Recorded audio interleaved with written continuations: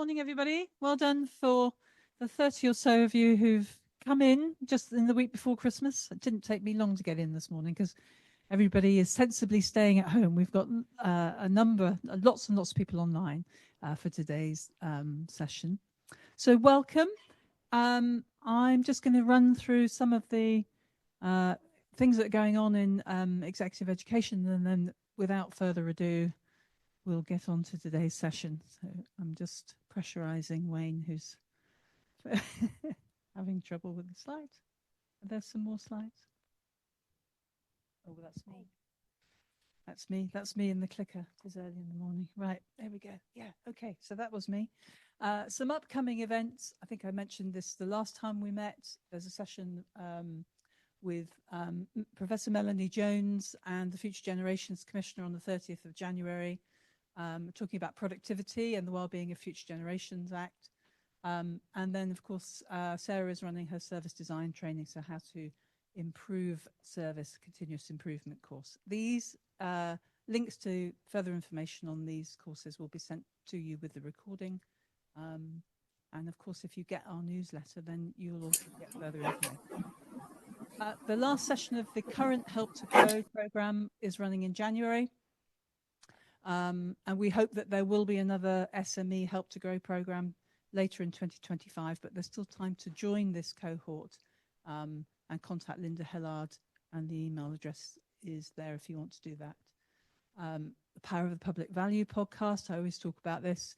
The current series covers work that academics have been doing on embedding anti-racism within institutions in Wales, tackling gender pay gaps, tackling modern slavery, and helping employers to bring in the living wage. So it's an interesting listen, I think, and available through all your usual podcast suppliers. If you were to scan the QR code here, you can join up and get the newsletter. And again, as I said, all the links to the various things that we do will be sent out to you. And here again, just lastly, is our contact information. We are recording. Photos will be taken. If anyone objects to that, please let us know. And there will be a question and answer session at the end. So, without further ado, I would really, it's my great pleasure to introduce Professor Jean Jenkins from the Business School, who has worked for many years to improve employment relations, nationally and internationally. Oh, no. And Nisreen Mansour from the Wales TUC, who I've known for a very long time, and in various guises, campaigning for employment rights. And so I guess they are both delighted to come and talk to us about the biggest change to employment rights in a decade. And there's a lot to make up for in terms of increasing deregulation in the labour market in the last 10 to 15 years. The lack of wage increases, particularly for young people, the precariousness of work, the difficulty of finding career ladders and training and development. So I'm really looking forward to listening to you, and I'm handing over the clicker. Thank you. This feels like great responsibility, Alison.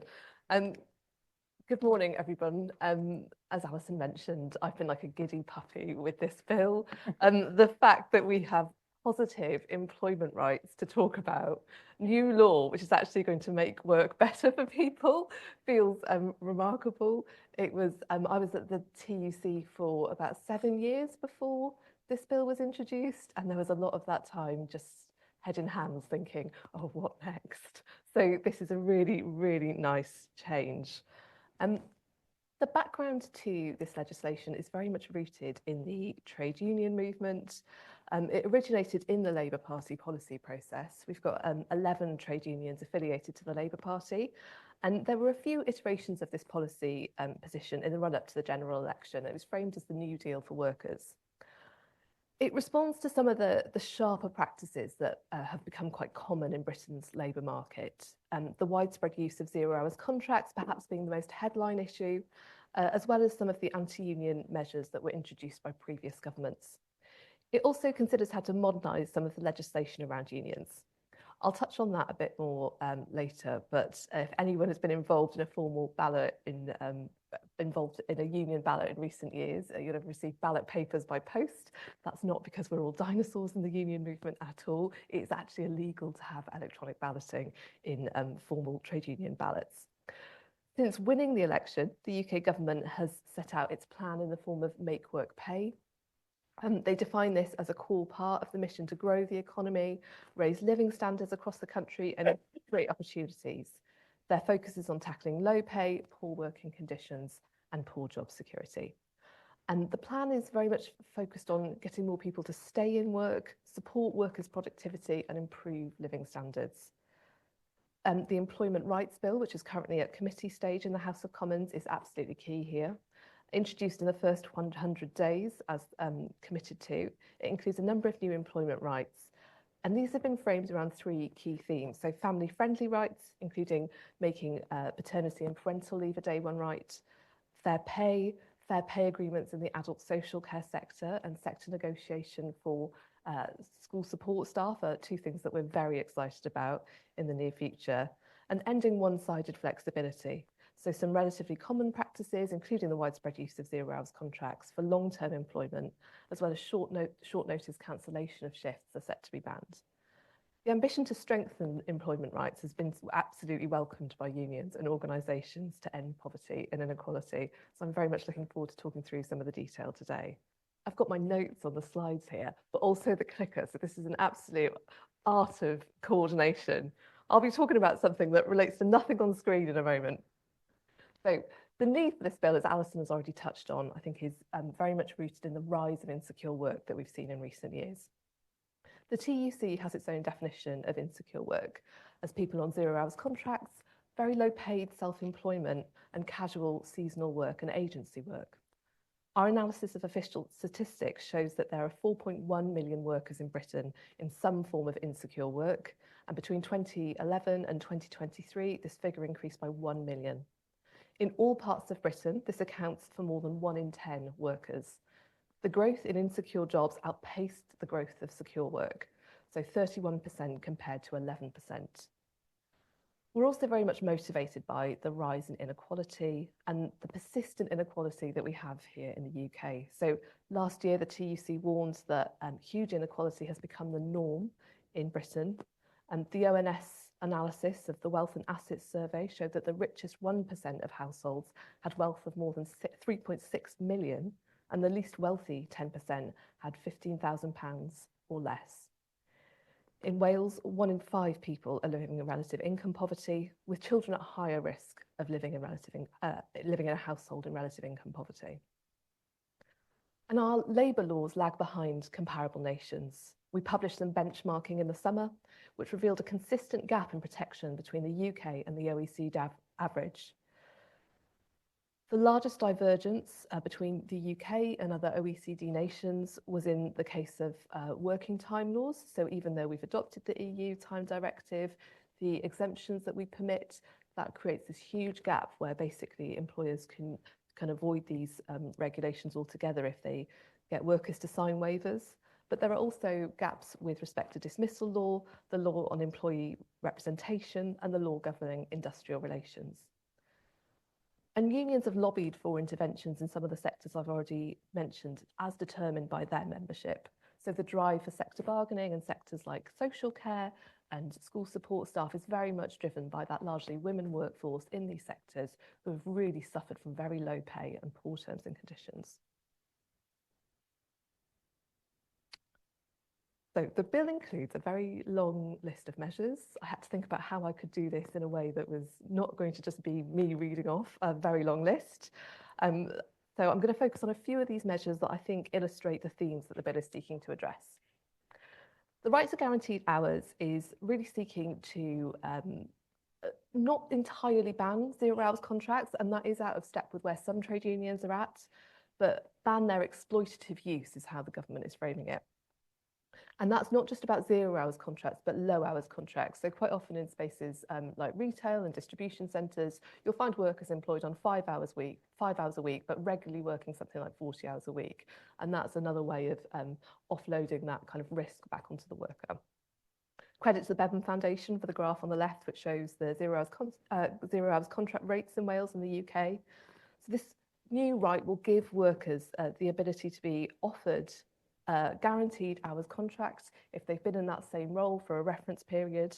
We're anticipating that probably to be around 12 weeks, hopefully. So 12 weeks in the same role, and you will have a contract that then references that period that you have previously worked. You will have the right to refuse that contract if you wish. We know that there is a minority of workers who want to continue on 0 hours contracts, so that flexibility will be written into the law.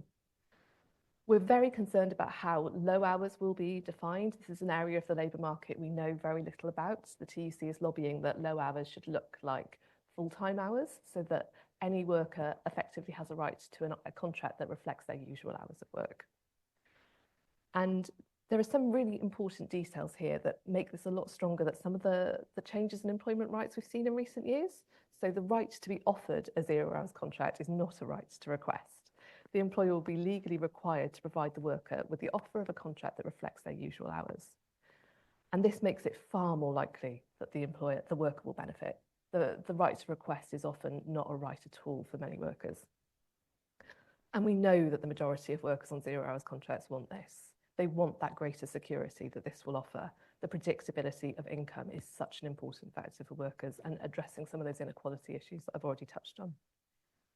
There is so much detail yet to be specified, including the length of the reference period, how the employer should offer the contract, how the worker should respond. And the same applies to the two other rights for workers that are captured in this. So that right to predictable hours and the right to compensation for curtailed, cancelled or moved shifts.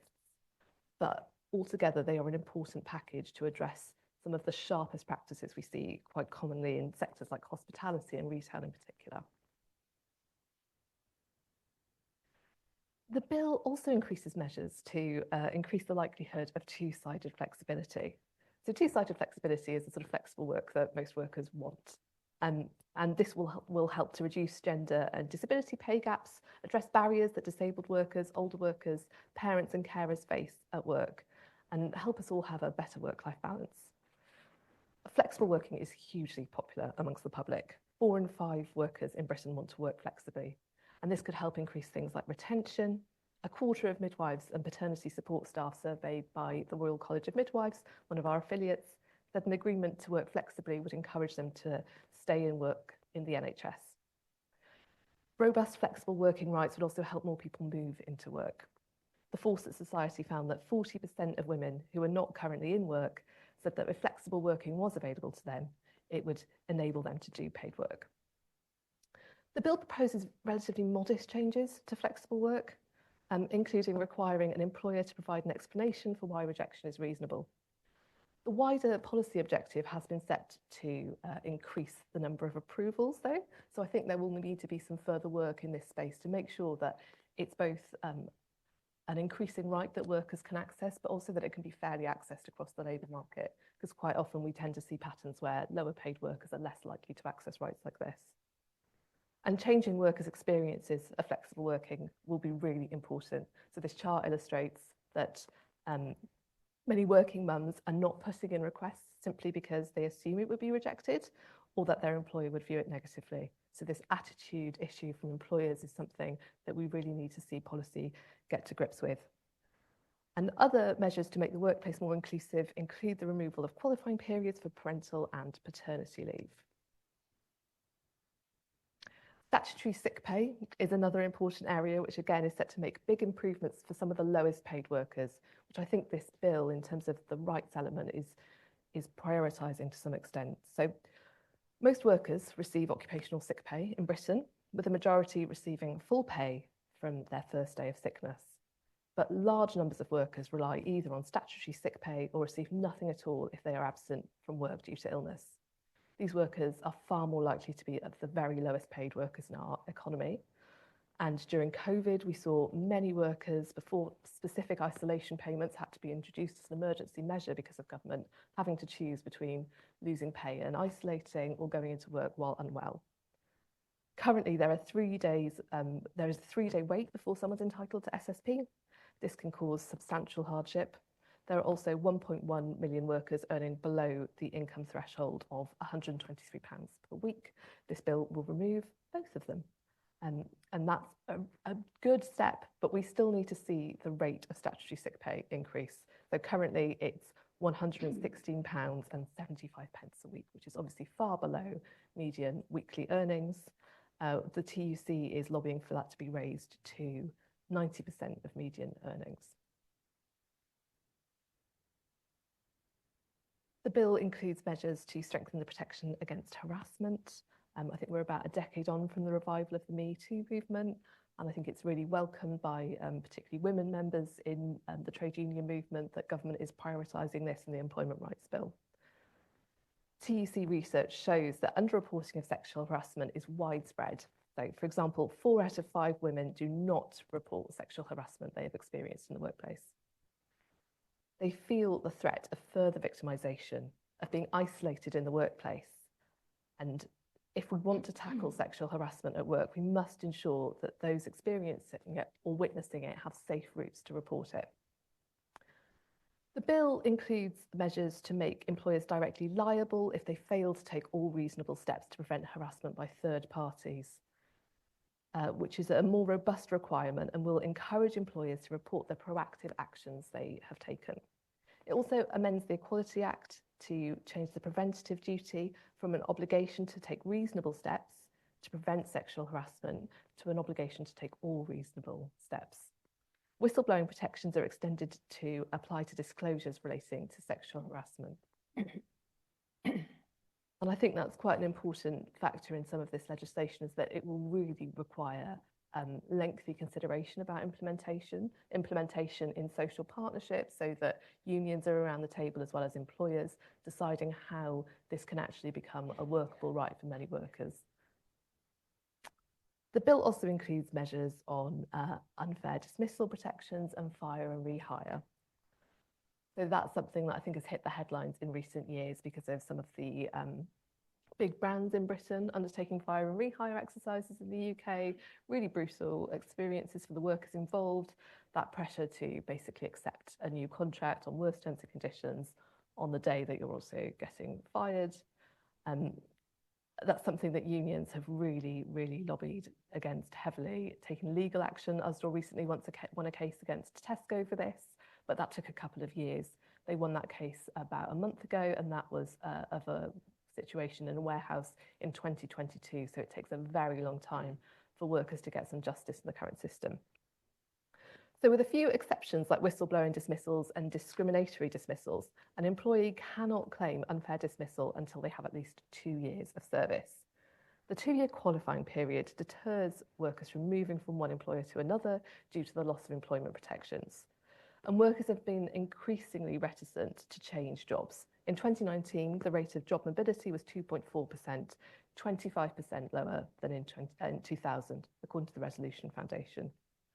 And while the 2-year wait is being removed, a new statutory probationary period called an initial period of employment is being introduced. So it's crucial that the regulations are developed, that the provisions for fair dismissal during a probation period relate to the worker's performance, require evidence to be documented, and give the employee the right to reply, and crucially with the right to representation in those meetings too. So the right for their trade union rep to accompany them in this sort of meeting. The case in terms of fire and rehire and what the bill features, I think, is one of the most contentious areas for unions at the moment. So it permits the use of fire and rehire in cases where the employer would otherwise face collapse. I think this sort of sets alarm bells off in some experienced trade union officers' mind in terms of, well, won't the employer always say that then? So we'll be campaigning very, very hard to make sure that the detail here does not create another loophole that employers can exploit. And this is closely linked to collective redundancy rights, a situation that unfortunately many people face, and that employers have again sought to sort of circumvent some of the spirit of the law here. So when employers plan to make more than 20 redundancies, they are obliged to consult a recognised union, or in their absence, employee representatives. Now, a loophole has sort of been established whereby employers are seeing this as not within their employment space altogether, but where they've got each establishment, if it's not 20 in each establishment, they avoid that obligation to consult.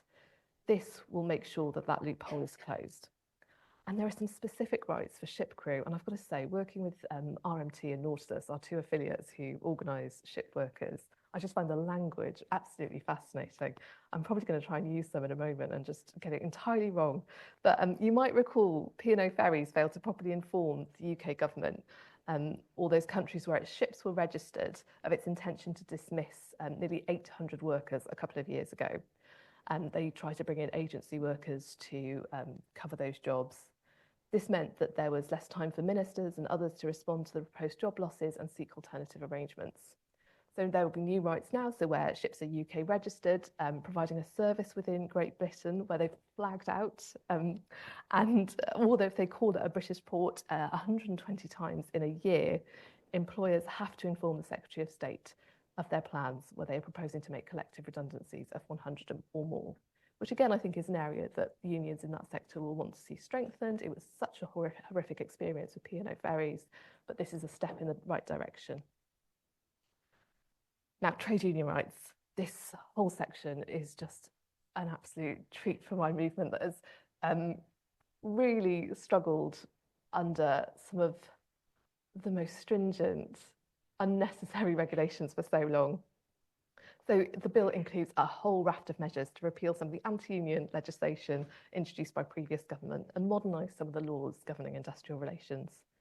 And obviously we welcome them. This includes stronger rights for unions to access workers, dismantling some of the ridiculous hurdles that have been put in place to make it very difficult for workers to organise and actually fulfil their right to be in a union, to have a collective voice, as well as statutory rights for the role of equality reps and permitting electronic balloting for the purposes of industrial action. Increasing collective bargaining coverage will improve access to fair pay and better working conditions, as well as future-proofing some of the working conditions by rebuilding collective bargaining infrastructure in parts of the economy where this has been dismantled. And the awful diagram here is about how you would go about getting formal recognition with an employer if voluntary recognition has been improved. Can you just imagine being a union officer that has worked with a rep, you've got somebody to finally volunteer in that workplace to start getting their colleagues organised, and the employer refuses recognition, and then you have to say, oh, don't worry, this is just the process you have to go through to try to get your rights fully realised in that workplace. It really is an incredibly difficult process. It can be very demoralising. There are all sorts of further hurdles. So if you don't make it through that first stage of CAC recognition, I don't think you can ballot again for another couple of years. So dismantling some of that will really make it far more likely that workers will have that right fulfilled. And finally, the Fair Work Agency. So a new Fair Work Agency will enforce compliance with some of these regulations. We just have terribly low levels of enforcement action undertaken around employment rights. Currently, only a quarter of workers are covered by collective agreements where there are mechanisms to bargain on pay and resolve disputes in the workplace. So collective bargaining can be a mechanism for enforcing employment rights. Individual action, individual recourse through employment tribunal is another measure, not one that many workers are likely to pursue. And state enforcement is terribly underfunded, with vastly fewer inspectors than required by international standards. The Low Pay Commission estimates that 1 in 5 workers receiving national minimum wage or national living wage were not provided with the correct pay in 2022. The Resolution Foundation pointed out that 1.8 million workers did not receive a pay slip, and analysis shows that more than 1 million workers didn't get any of the paid holiday they were entitled to in 2023. And this added up to £2 billion in lost holiday pay, an average of £1,800 per affected employee. The bill provides extensive powers to the Secretary of State to create this Fair Work Agency, bringing together existing state enforcement agencies, and it provides an advisory board with 3 of the 9 seats allocated to trade unions. And the agency will enforce statutory sick pay, enforcement of unpaid tribunal awards, and holiday pay. And the Secretary of State will have powers to expand its remit. So I think some of the long-standing employment laws in the UK don't have any formal enforcement mechanisms through the existing agencies, and I think it will be our ambition to see some of that expanded, potentially also detach some of it from immigration inspection, which can be a big deterrent for workers who don't have stable immigration status to report non-compliance. But also I think driving up that sense that enforcement action is a likelihood will be really, really powerful, because the likelihood of someone not getting their payment for a missed shift, for example, and then taking that to tribunal is incredibly low. That will only really become effective if collective bargaining coverage rises and enforcement is seen as a real threat. And now I'm going to pass over to Jean, who is an absolute expert in this space and is going to provide you with far more effective analysis than my overexcitement about strengthened employment rights. No, Nisreen is completely wrong there in that last comment. I'm just going to comment more generally on what's happening with this bill. So I think what we're looking at is a move to enhance people's expectations of work. Those expectations have been massively eroded, certainly over the last 10 years, maybe longer. So people now, I mean, it's quite shocking when you speak to full-time workers who come into the jobs market now, people who've maybe been made redundant, you know, the steel workers in Port Talbot, they're coming into a labour market which is entirely different from the one that they left maybe when they entered that employment. Part-time work, temporary work, work which is deemed to be adequate if you meet 18 hours a week, if you're on minimum wage. These sorts of things eat into not just the lives of the people who are affected by them, but everybody's life. So every worker is made more insecure, more vulnerable, if anybody is insecure and vulnerable. And also employers are made vulnerable by this, because there are good employers, very good employers, who want to do the right thing. And if you're being undercut by employers who are not doing the right thing, that makes it more and more difficult for you to be that good employer that you want to be. So I'm just going to make some very broad comments and draw our attention to a few things that Nisreen has talked about, and then I'll let Nisreen answer as the expert on the Act. I'm sorry this is so small, but I think it's very important that we understand how much poverty has deepened in the UK, certainly over the last 10 years. And I was checking when I came in about children in poverty, but I'll go through a few of these points just to start with. Work does reduce the risk of poverty, but it doesn't eradicate it. More than 1 in 5 people in the UK were in poverty in 21-22. 8.1 million were working age adults, 4.2 million were children, and of those, a lot of them are in work. So the working poor are really with us.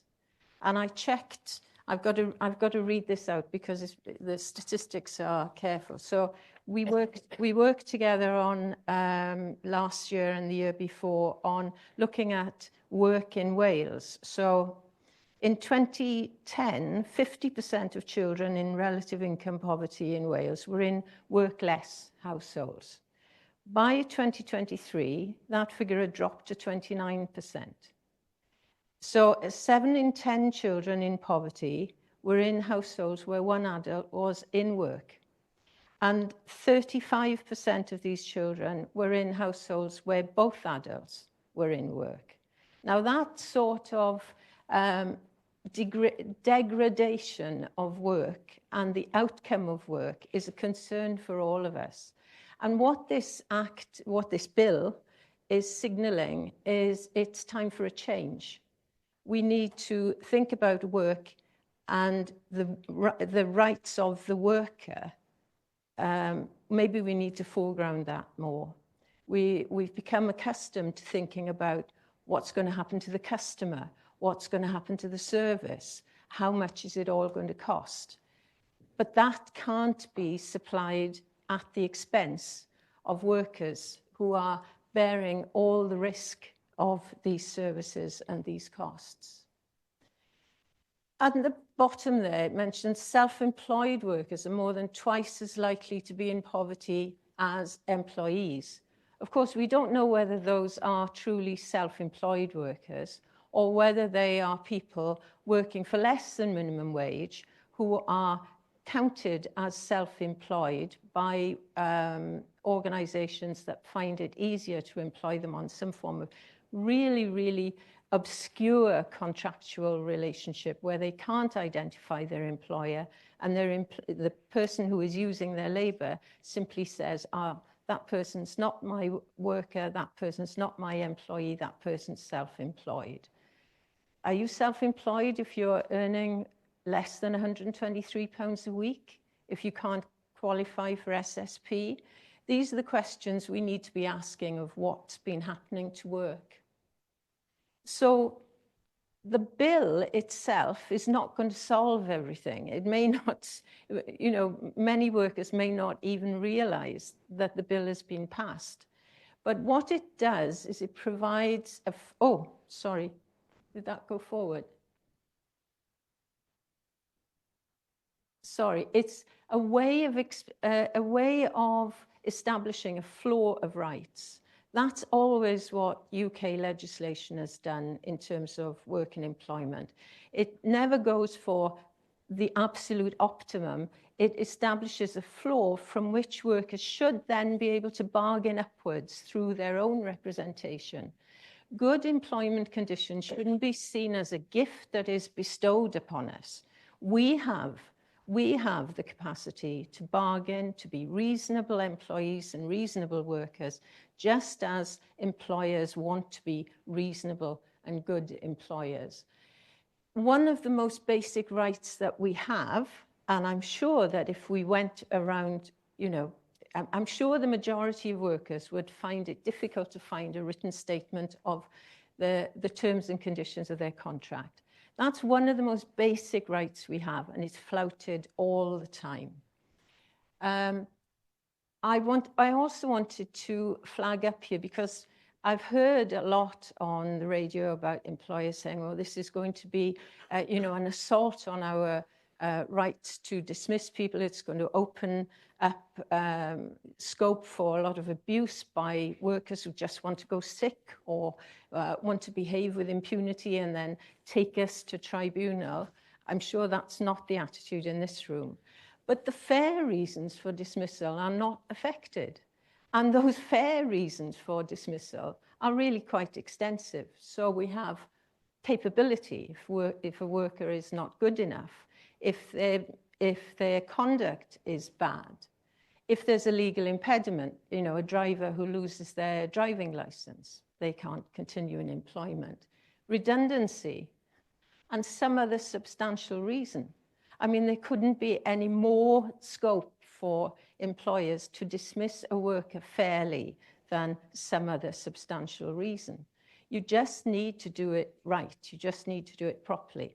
So in the greater protections around unfair dismissal, there is nothing that impinges on an employer's right to be fair. And I think that's what we have a right to expect. But what we've become accustomed to, and it's an ideology, what we've become accustomed to is that workers bear the risk of their own employment. So a worker that turns up for a shift and is told, there's no work today, go home. There's no account taken for the way that worker will then pay their rent, buy their food, or survive. That's seen as somehow legitimate, and it shouldn't be. There should be a shared risk of employment with some sort of minimum commitment to workers. Hours that fluctuate from 3 to 30 in a week, you can't raise a family on that. You can't take a course to expand your skills. You can't plan for you know, the old style night school. I'm a product of part-time study. I didn't go to university when I was 18. Everything I've done has been part-time, through work, after work. And the only reason I was able to do that was because I had regular hours of work. Without regular hours of work, I couldn't have done it. Flexibility is necessary. Everybody wants flexibility, but there has to be that sharing of risk. And I think that's something that we should applaud. And there is also a need for a new idea of justice in work. Discrimination is alive and well. Black, minority, ethnic workers fare badly in the labour market. Women fare badly in the labour market. And there's a huge amount of underemployment where workers who are being given 5 or 10 hours a week could do and would want to do 15 or 20, and they're not able to do that because maybe you know, the employer won't even consider giving some sort of regularity. When you know, in Wales alone, you've got 110,000 people that we know of who say we would like to work more hours, to do more. We've got a significant gender pay gap in Wales. These examples just from Wales, but you know, the same examples go across the UK. And unemployment rates and discrimination and income disparity for Black and minority ethnic workers is endemic. And the need for representation, collective representation, you know, trade unions have been under attack for a very, very long time, but no worker should be isolated in their workplace. We need to remember that union membership is voluntary. Nobody forces anybody to be a member of a trade union. You can join or you cannot join. Collective bargaining is an expression of democracy at work. There's no other sphere of life where we move into adulthood and we willingly give control to somebody else over everything that we do. So shared decision-making implies responsibilities, it implies recognition of one another's legitimacy, and it's a more healthy environment. You know, you don't have a good government without a strong opposition, and that sort of principle also applies in work. Good worker representatives make better managers, in my experience. And we need better enforcement. I'm going to end with this comment. What we haven't mentioned today is power. So a lot of the provisions in this Act will need some form of power in order to be enforced. And that power comes through representation. An individual worker, an isolated worker, is not going to be able to represent their own interests, particularly if they're on very low pay, unpredictable hours, they're relying on their supervisor for next week's hours or tomorrow's hours. So the Fair Work Agency brings institutions together. It's clear. It'll be one body, which will be a welcome change. And hopefully we'll see that flexibility and exploitation become distinct. So flexibility works in favor of employers, workers, and you know, it's a mutual sharing of the benefits of flexibility rather than a simple, a more exploitative relationship. So I'll just end by saying, you know, we do expect mutual obligations and sharing of voice in every other contract that we enter into. If you're buying a house, you expect a contract. This is what we were saying. You know, if you're buying a piece of equipment, you enter into a contract. Workers deserve contracts that they can live up to and find some aspiration in. And hopefully this legislation will signal a step towards becoming a fairer society, because the trajectory that we have been on is not sustainable and is actually very dangerous to social stability in the longer term.